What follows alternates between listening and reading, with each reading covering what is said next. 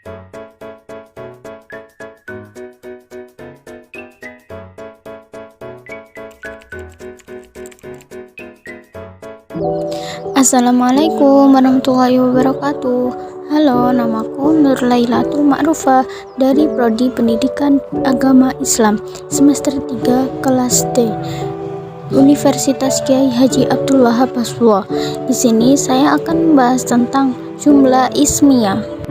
Oke, yang pertama, penjelasan jumlah ismiyah. Oke, jadi dalam istilah bahasa Arab, jumlah ismiyah adalah pola kalimat yang diawali dengan isim atau kata benda. Nah, subjek dari jumlah ismiyah itu disebut mubtada, sedangkan predikatnya disebut khobar. Nah, sebelum kita membahas mengenai contoh jumlah ismiyah, perlu dipahami terlebih dahulu apa itu mubtada dan apa itu khobar. Nah, mubtada itu adalah kata benda yang terdapat di awal kalimat dan berfungsi sebagai subjek.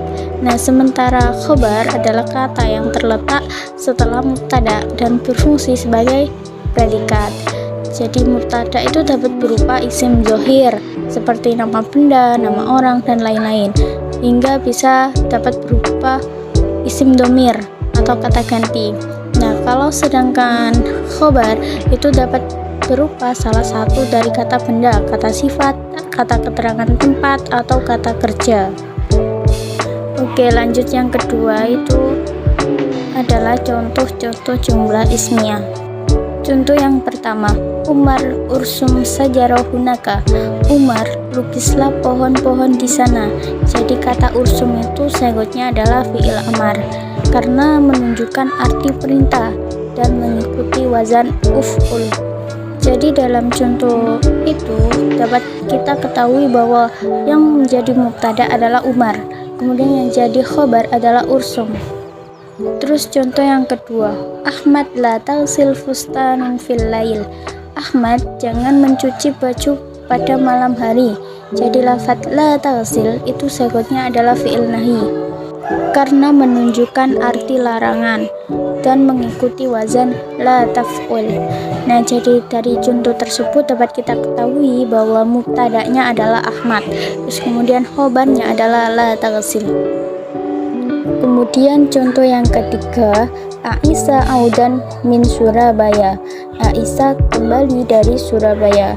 Jadi lafaz audan itu sifatnya adalah isim masdar ghairu mim karena menunjukkan kata benda yang tidak terikat oleh waktu dan mengikuti wazan fa'lan.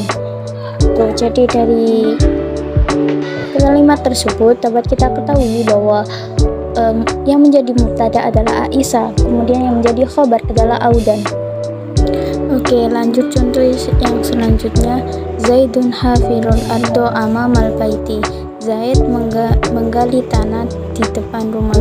Jadi lafaz hafirun itu selanjutnya adalah isim fa'il karena menunjukkan arti orang yang melakukan suatu kegiatan atau yang biasa disebut kata kerja. Nah, itu dan mengikuti wazan fa'ilun. Nah, jadi dapat diketahui bahwa mubtada'nya yaitu Zaidun dan khobarnya yaitu hafirun.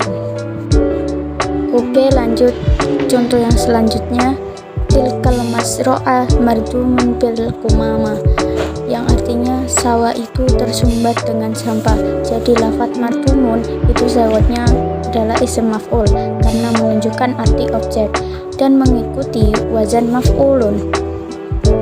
Oke, terus kemudian lanjut contoh lagi, Hasan mahdimun baituhu Sulaiman fil lail. Hasan merobohkan rumahnya Sulaiman pada malam hari. Jadi lafaz mahdimun itu sifatnya isim zaman karena menunjukkan arti waktu terjadinya suatu kegiatan dan mengikuti wazan maf'ilun. Selanjutnya, Ibrahim mahdimul imarah. Ibrahim merobohkan bangunan. Jadi lafaz mahdimun itu sifatnya isim makan karena menunjukkan waktu yang terjadinya kegiatan atau peristiwa dan mengikuti wazan maf'ilun. Oke, terus kemudian lanjut ke contoh yang ke-8, Abi mikwadus sayyarah. Ayahku menyetir mobil. Jadi lafaz mikwadul itu selanjutnya adalah isim alat karena menunjukkan arti alat yang digunakan untuk melakukan kegiatan dan mengikuti wazan mif'alun. Oke, terus kemudian contoh yang ke-9, Fatimah mizlajun babun baituha. Fatimah mengunci pintu rumahnya. Jadi lafaz mizlajun itu sahabatnya adalah isim alat karena menunjukkan arti alat yang digunakan untuk melakukan kegiatan dan mengikuti wazan mif'alun. Jadi dapat diketahui bahwa Fatimah itu adalah mubtada'nya, terus kemudian mizlajunnya itu adalah khobarnya. Oke, itu tadi penjelasan tentang jumlah ismiyah. Jika ada salah kata ucapan maupun penulisan, saya mohon maaf yang sebesar-besarnya. Wallahul muwaffiq ila aqwamit thoriq. Wassalamualaikum warahmatullahi wabarakatuh.